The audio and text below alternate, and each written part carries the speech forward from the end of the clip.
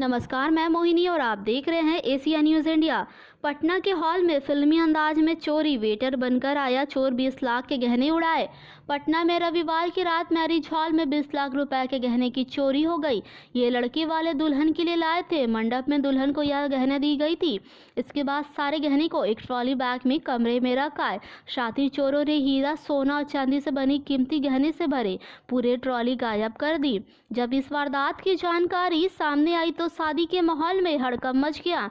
चोरी का यह मामला पटना के थाना इलाके का है। आपको बता दें, गोला रोड मोड़ के पास एक हॉल है। 21 नवंबर की रात गोला रोड के रहने वाले एक परिवार की बेटी का शादी था। बारात पटना के ही रहने वाले थे। दूल्हे के भाई के अनुसार चोरी वारदात देर रात 2 बजे की है। दरअसल परिवार की तरफ से दुल्हन के लिए लाए गए गहने को मंडप में लड़की के पिता को दी गई थी, जो एक ब्लू कलर के ट्रॉली में रखे गए थे। दुल्हन के पिता ने गहने से भरी ट्रॉली को बेटी के कमरे में ही रखा था। उस कमरे में दुल्हन के साथ उनकी मां भी थी। कुछ देर बाद तैयार होने के लिए दुल्हन अपने कमरे से निकलकर बगल के कमरे में चली गई। कुछ देर बाद कुछ सामान पहुंचाने के लिए उनकी मां भी दुल्हन के कमरे से चली गई। इस दौरान कमरे का दरवाजा खुला था। इसके बाद चोर कमरे में घुसे और ट्रॉली लेकर वहां से बाहर निकल गए।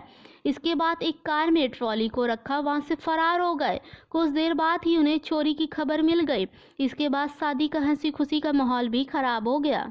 दोनों पक्षों के परिवार उसी वक्त चोर को खोजने में जुट गए। आपको बता दें, सीसीटीवी कैमरे के फुटेज खंगाला गया है। थानेदार के अनुसार फुटेज के आधार पर शातिर चोरों की पहचान करने में उनकी टीम जुटी है। इस मामले में एफआईआर दर्ज करा ली गई है। आज के लिए इतना ही और आगे की तमाम खबरें जानने के लिए देखते रहिए एशिया न्यूज़ इंडिया। धन्यवाद।